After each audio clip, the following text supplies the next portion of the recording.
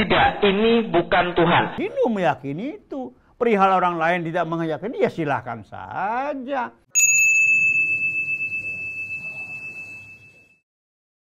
Apakah ini adalah Tuhan, Bapak sekalian? Tidak, ini bukan Tuhan. Kenapa ini bukan Tuhan? Camkan baik-baik, setiap yang punya bentuk seperti makhluk, dia tidak layak jadi Tuhan. Kenapa? Karena makhluk terbatas.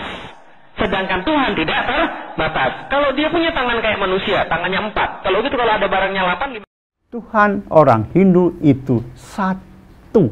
Ekam Sat Ifrah Bahuda Wadanti Om Tat Sat Ekam Ewa Adwityam Brahman Nadwityo Esti Kaschit. Nah, jadi dengan itu Tuhan satu.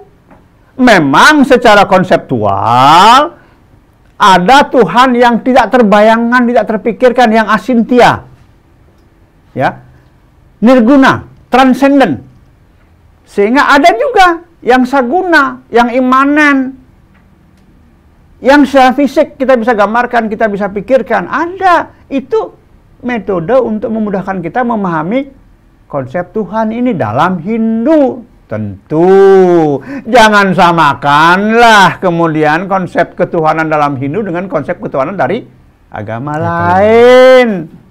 Misalnya ada yang mengatakan, bingung saya dengan Trimurti. Kenapa sih? Kok fungsi Tuhan dibagi-bagi? Harus ada yang menciptakan Brahma, yang memelihara Wisnu, yang melebur Siwa. Untuk apa dia bagi-bagi?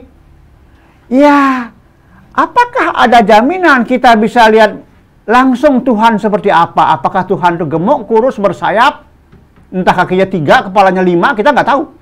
Maka kita hanya bisa meyakini keberadaan Tuhan dengan memahami wujudnya, kuasanya. Jadi kalau dikatakan Trimurti adalah manifestasi utama dari Sang Hyang Widiwasa, pemahaman tentang manifestasi itu apa?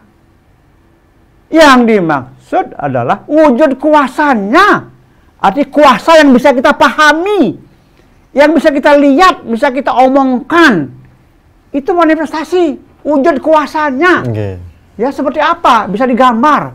Brahma kepalanya 4 misalnya. Itu gambarnya. Apa benar Brahma di sana kepalanya 4? Kita nggak pernah tahu. Tapi itulah gambaran yang disampaikan kepada para maharsi kita. Dan Hindu meyakini itu. Perihal orang lain tidak meyakini, ya silahkan saja. Nah kemudian Ji, supaya berlanjut, makna dari, maaf ya Ji ya, kepalanya 4, kemudian tangannya 6 atau tangannya 4 juga gitu kan. Nah apa nih Ji yang bisa di... Itu simbolisasi. Misalnya tangannya banyak, artinya kekuasaannya, kewenangannya, kemampuannya banyak. Katakanlah, wah kalau tangannya, saya pernah menyaksikan sebuah arca Ganesha dengan lengan 18. Masing-masing lengan, kanan 9, kiri 9, masing-masing memegang senjata. Artinya apa? Kekuasaannya, kewenangannya, kemampuannya, kesaktiannya. Pokoknya semuanya. Gambarannya seperti itu. Lah, kemudian kepalanya 4. Ada mitos. Mitos bahwa kalau kepalanya 4 dia bisa melihat sebuah arah. Tidak ada yang tidak terlihat oleh beliau, tidak ada yang tidak ada yang tidak mungkin tidak terlihat oleh simbol beliau. Yang tergambarkan. Simbol yang digambarkan dalam wujud gambar. Simbol bukan belum tentu kepalanya 4. Sesungguhnya belum tentu. Belum tentu, kita nggak pernah tahu, tapi itu disimbolkan bahwa Brahma itu tidak ada yang terlewatkan oleh beliau, karena beliau bisa melihat ke semua arah. Nah, seperti Indra dikatakan mata 1000. Ya enggak lah.